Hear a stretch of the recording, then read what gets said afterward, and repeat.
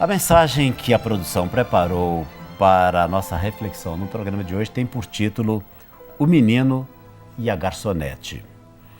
Numa época em que um sorvete custava muito menos do que hoje, um menino de 10 anos entrou na lanchonete de um hotel, assentou-se a uma mesa. Uma garçonete colocou um copo d'água em frente a ele. "Quanto custa um sundae?" perguntou ele. "50 centavos", respondeu a garçonete. O menino puxou as moedas do bolso e começou a contá-las.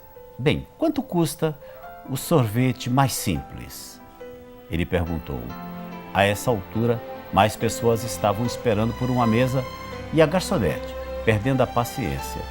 35 centavos, respondeu ela de maneira muito brusca. O menino mais uma vez contou as moedas e disse: "Eu vou querer então o sorvete simples." A garçonete trouxe o sorvete simples, a conta, colocou na mesa e saiu. O menino acabou o sorvete, pagou a conta no caixa e saiu. A garçonete voltou e começou a chorar à medida em que ia limpando a mesa. Ali, do lado do prato, havia 15 centavos em moedas. Ou seja, o menino não pediu o sundae porque ele queria que sobrasse a gorjeta da garçonete. Não feche os olhos para as pequenas coisas do dia a dia. Não as ignore, porque você pode estar deixando uma grande oportunidade passar sem perceber. E esta oportunidade pode ser aquela que justamente iria mudar a sua vida.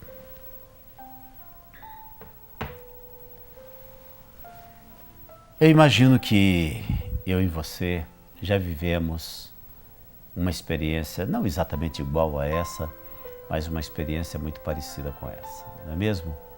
Às vezes, olhamos para uma determinada pessoa e fazemos aquilo que podemos chamar de uma avaliação exterior dessa pessoa. E muitas vezes não damos a mínima importância ou a importância devida àquela pessoa, às vezes pelo seu aspecto, pela sua aparência.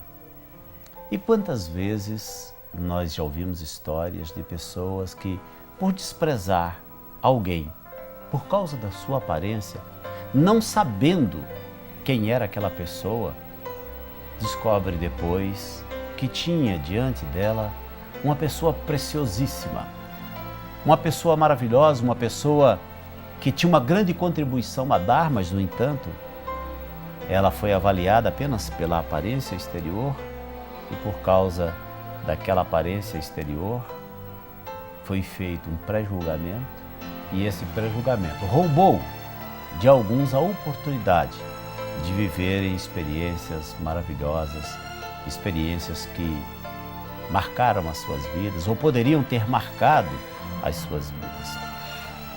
Ao ler essa história e ao falar sobre isso, eu volto os meus olhos para a Bíblia.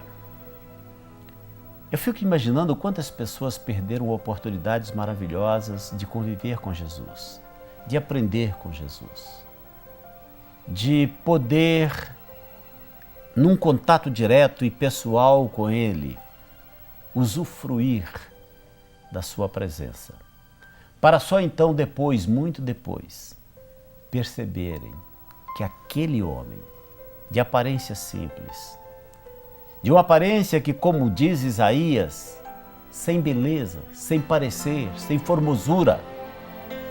Isaías descreve Jesus e é o que eu posso chamar de o retrato falado de Jesus, porque Isaías não viu Jesus.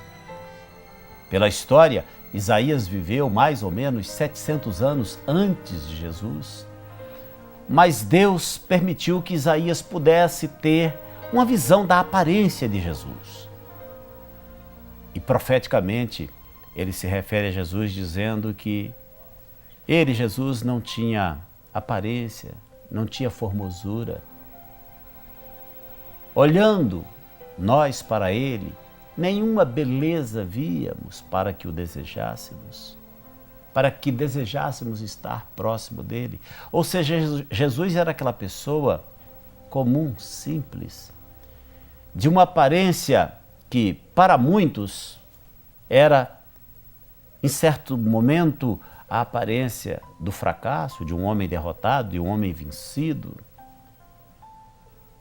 de um homem sem um projeto de vida. Aquele homem que de repente começou a trazer uma palavra diferente ao mundo da época, que começou a falar de um Deus e falando isso de uma forma diferente da forma que as religiões falavam e mostravam Deus. Muitos não entenderam, muitos se afastaram, muitos até tramaram a sua morte. Em vários momentos se reuniram em conselho e chegaram à conclusão de que Jesus deveria ser morto. E quantos, na ordem inversa, usufruíram da presença de Jesus? Começaram a ter um contato com Ele, e nesse contato, nessa aproximação, começaram a perceber que aquele homem de aparência simples, aquele homem que não trazia com ele uma beleza estética, mas tinha uma beleza de coração, uma beleza interior como ninguém. Um homem que, quando abria a boca, cativava as pessoas, prendia as pessoas pela doçura das suas palavras, pelo amor impregnado nas suas palavras e nos seus ensinamentos. Mas era um homem comum. Jesus era tão comum, mas tão comum, que se você observar um detalhe, no momento da traição, quando Judas vai até Jesus com aqueles homens que ele levou até lá para que prendessem Jesus, preste atenção nisso, é muito interessante. Isso mostra como Jesus era uma pessoa comum, que se misturava, que se nivelava aos demais, à multidão. A Bíblia diz que Judas combinou um sinal, não é verdade?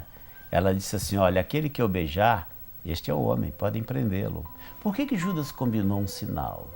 Se Jesus fosse uma pessoa evidente, uma pessoa que sobressaía aos demais, não era nem preciso combinar um sinal, concorda comigo? Judas combinou o sinal exatamente por isso, porque quando eles chegaram lá, Jesus estava tão misturado àquelas pessoas que eles não sabiam exatamente quem era que eles deveriam prender. E é por isso que Judas combinou esse código mortal, esse beijo. E quando ele chegou lá, quando ele se aproximava, olha só que coisa linda, que coisa maravilhosa.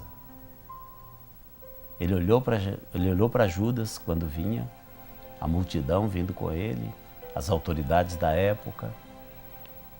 E ele olha para Judas e faz uma pergunta. E eu quero crer que aquela pergunta continuou ecoando na alma de Judas até o dia da sua morte, porque Judas suicidou-se, né? O texto bíblico mostra isso. Jesus faz essa pergunta: a que vem, amigo? E eu imagino que havia tanta doçura na pergunta de Jesus. Jesus sabia que ia ser traído? Claro que sabia. Dias antes ele havia reunido os discípulos e naquela ceia ele disse, olha, um de vocês vai me trair.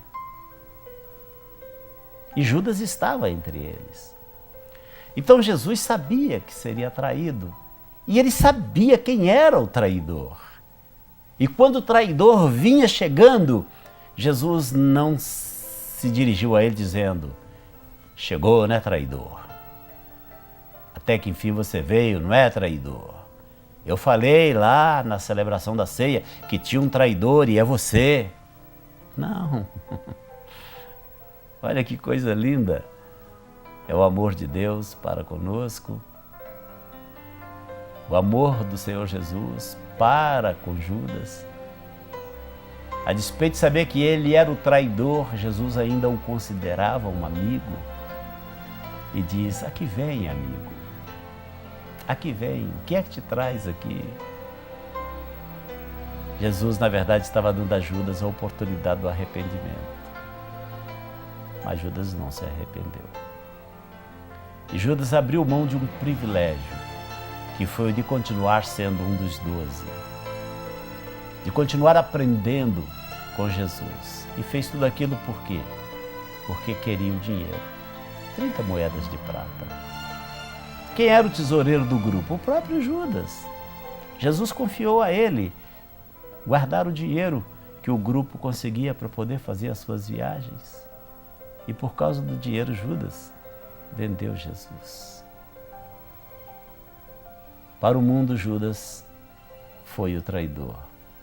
Para Jesus, Judas era o amigo. E isso pesou tanto na consciência de Judas, que ele quis devolver o dinheiro, mas ninguém aceitou. E ele não viu outra saída a não ser cometer um desatino. A Bíblia diz que as suas entranhas foram derramadas. Não sei, deve ter pulado de uma altura enorme. Jesus era essa pessoa, de aparência simples, como diz Isaías, sem parecer, sem formosura, mas que tanto nos ensinou e que tanto nos ensina. Assim como era essa história simples desse garoto, que abriu mão de tomar o sundae para chupar um picolé, um sorvete mais barato, para deixar ali uma gorjeta para a moça da lanchonete. Guardadas as proporções, Jesus abriu mão de tudo. Ele deixou o melhor, o céu, para vir até nós e para com seu amor nos resgatar, nos salvar e nos garantir a vida eterna. Vamos falar com Deus agora? Vamos orar? Querido Pai Celestial, mais uma vez nós te bendizemos, nós te agradecemos por esta palavra, te agradecemos por esse momento e por esse tempo de reflexão. Te agradecemos, meu Deus, por todo o cuidado, por toda a bondade, por todo o carinho do Senhor conosco. Te agradecemos, meu Deus, porque sabemos que o Senhor abriu mão do melhor do céu. Jesus é o melhor do céu. O Senhor abriu mão e o Senhor enviou Jesus para que pudéssemos experimentar a paz que experimentamos e para que pudéssemos experimentar a salvação e a certeza da vida eterna. No nome de Jesus, nós te agradecemos, meu Deus. No nome de Jesus. Amém, amém e amém.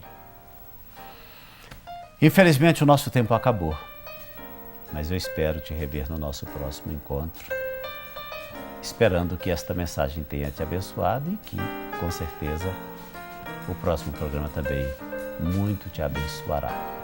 Lembrando mais uma vez que sem Jesus não dá para ser feliz.